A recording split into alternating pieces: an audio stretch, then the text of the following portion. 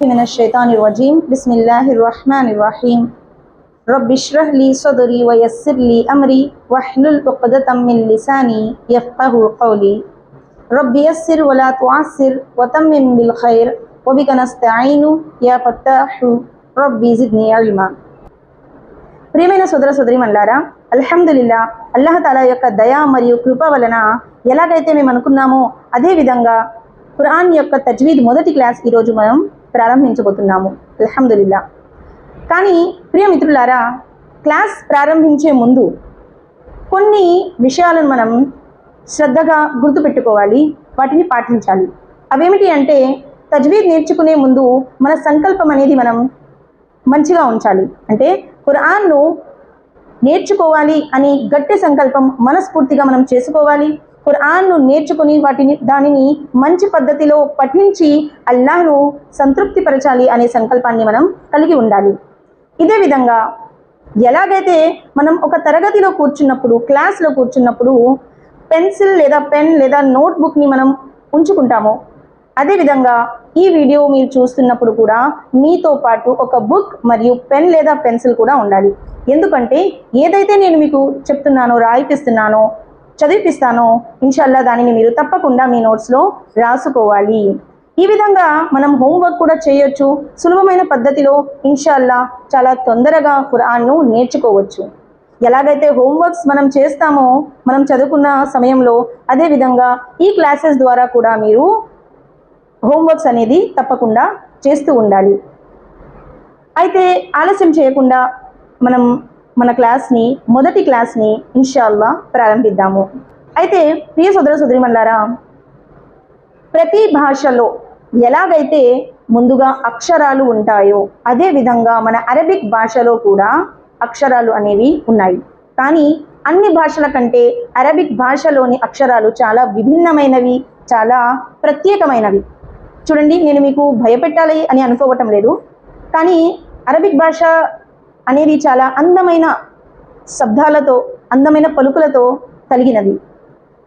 ఇది మనం అనుకుంటాము చాలా కష్టము, మనం పలకలేము అని. కానీ సరైన రీతిలో, సరైన పద్ధతిలో నేర్చుకుంటే ఇన్షాల్లా అందరూ దీనిని తప్పకుండా సరైన పద్ధతిలో చదవగలరు. మొదటి పాఠం, దీన్ని ముఫ్రదాత్ అని అంటారు.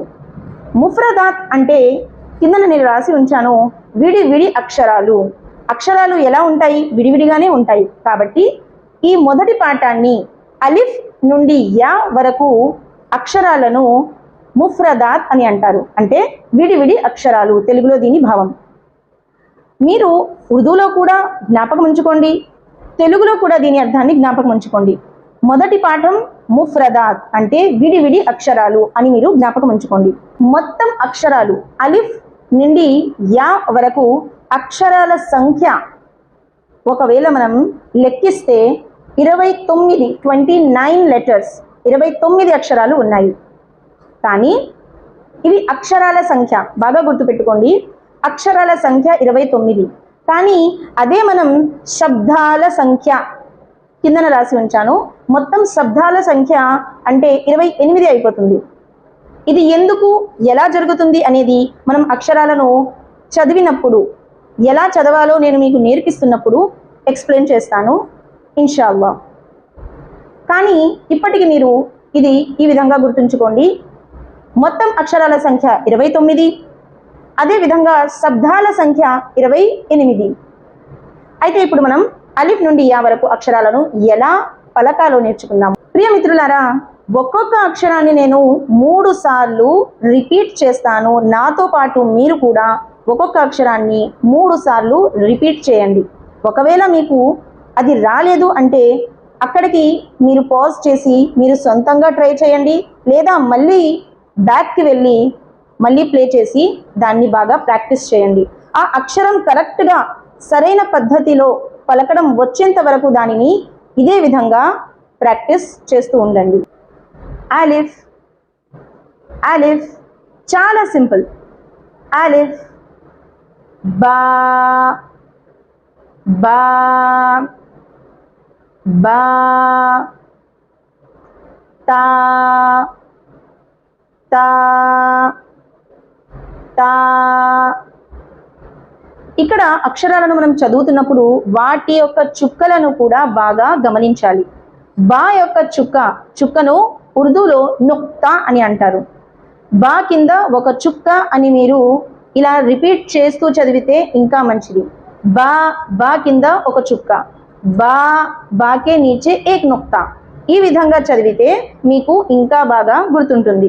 ఎందుకంటే అక్షరాలను కలిగిన అక్షరాలు కూడా ఉన్నాయి, కానీ వాటిని మనం గుర్తు పెట్టుకోవాలి అంటే బాగా వాటి యొక్క చుక్కలను కూడా గుర్తు పెట్టుకోవాలి. అవి ఎక్కడున్నాయి, ఎన్ని వస్తున్నాయి అనేది కూడా మనం బాగా గుర్తుంచుకోవాలి. బా యొక్క నుక్తా అంటే బా యొక్క చుక్క ఒకటి, అది కిందన. బా కింద ఒక చుక్క. బా చూడండి. అలిఫ్ అనేది చాలా మంది ఇక్కడ తప్పు ఏమొస్తుంది అంటే అలిఫ్ అంటారు. అదే కాకుండా అలీఫ్ ఈ విధంగా ప్రొనౌన్స్ చేస్తారు, పలుకుతారు. కానీ ఇది తప్పు. దీన్ని తొందరగా పలకాలి. అలిఫ్ అలిఫ్ ఈ విధంగా. అదే బా కొంచెం లాగుతూ బా. తా తా. తా యొక్క చుక్కలు తా పైన 2. దీనిని ఇదే విధంగా మీరు గమనిస్తూ చదివితే, చెప్తూ కూడా చదివితే ఇంకా మంచిది. తా పైన 2 చుక్కలు. తాకే ఊపర్ 2 నొక్తే. ఈ విధంగా తా తా తా. సా సా సా. సా పైన 3 చుక్కలు. సాకే ఊపర్ 3 నొక్తే. సా. చూడండి. జీమ్ లోన ఒక నుక్తా, జీమ్ కడుపులో, జీమ్ పొట్టలోని ఒక చుక్క. ఈ విధంగా మీరు దీన్ని గుర్తుపెట్టుకోండి. జీమ్. దీని యొక్క సౌండ్ ఎలాగొస్తుంది అంటే మనం తెలుగులో జడ అని అంటాం చూడండి, అదే సౌండ్. జీమ్ జ. జీమ్ జీమ్ జీమ్. హా హా హా.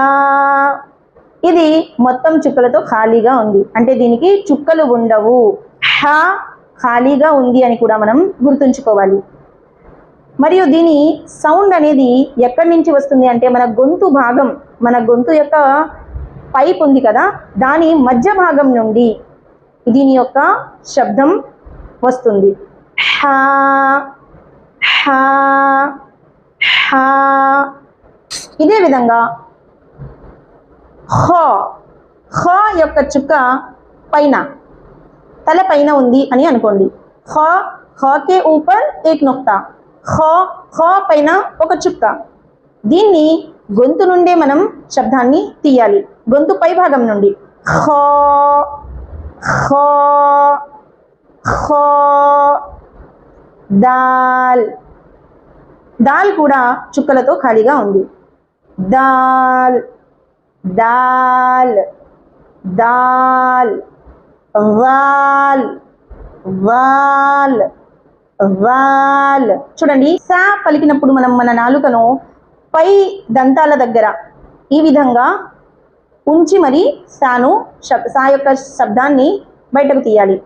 ఇదే విధంగా వాల్ ని పలికినప్పుడు కూడా మన నాలుక అదే విధంగా అక్కడే ఉంచి శబ్దాన్ని తీయాలి, పలకాలి. వాల్. ఈ విధంగా శబ్దం అనేది జాల్ది వస్తుంది.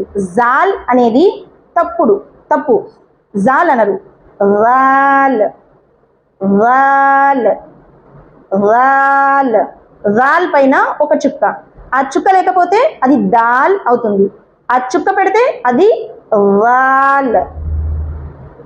సరే, ఇప్పుడు రా కూడా దాల్ లాగే ఖాళీగా ఉంది, అంటే ఎటువంటి చుక్కలు లేవు. దీన్ని ఎలా పలకాలి? రా రా రా. ఈ విధంగా చాలా సింపుల్. ఇదే విధంగా రా పైన ఒక చుక్క పెడితే అది జా జా జా జా. చాలా సింపుల్, చాలా సులువైన అక్షరం. చుక్క ఉంటే అది జా, చుక్క లేకపోతే అది రా. జా, జా పైన ఒక చుక్క, జా, జాకే ఊపర్ ఏక్ నుక్తా, దీన్ని జా అని అంటారు. జా. సీన్, సీన్, సీన్ పైన కూడా ఎటువంటి చుక్కలు లేవు.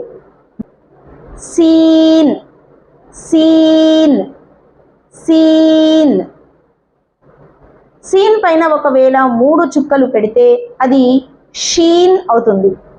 Shein, Shein. తెలుగులో షా అంటాము చూడండి, అదేవిధంగా షీన్, షీన్ పైన 3 చుక్కలు. సీన్, సీన్ పైన ఎటువంటి చుక్కలు ఉండవు. షీన్, షీన్ కే ఊపర్ 3 నుక్తే. షీన్, షీన్, షీన్. ప్రియమైన సోదర సోదరీమణులారా, ఈ వీడియోలో ఈ రోజుకి ఇన్ని అక్షరాలు మనకు చాలు అని నేను భావిస్తున్నాను. ఈ అక్షరాలను బాగా ప్రాక్టీస్ చేసి మీరు రాయండి, హోంవర్క్ చేయండి, మీ పుస్తకంలో రాసుకోండి, మరియు దీన్ని పలకడానికి పదే పదే ప్రయత్నించండి. పిక్చర్స్లో చూపించినట్లుగా వీడియోను వాచ్ చేస్తూ నాలుక ఎక్కడ పెట్టి దాన్ని పలకాలి అనేది గమనించి దాన్ని ప్రాక్టీస్ చేయండి. ఇన్షాల్లా తప్పకుండా వచ్చేస్తుంది. అయితే మిగిలిన అక్షరాలను మనం ఇన్షాల్లా సెకండ్ పార్ట్లో నేర్చుకుందాము. అంతవరకు మీరు ఈ అక్షరాలని బాగా ప్రాక్టీస్ చేయండి. అంతేకాదు, ఈ అక్షరాలలో బరువైన అక్షరాలు, తేలికైన అక్షరాలు, ఇంకా ఎన్నెన్నో ఉన్నాయి మనకు నేర్చుకోవడానికి. అల్లాహ్ మనందరినీ వీటిని నేర్చుకోవడానికి సహకరించుగాక. ఆమీన్. అస్సలాము అలైకుం వరహ్మతుల్లాహి వబరకాతుహు.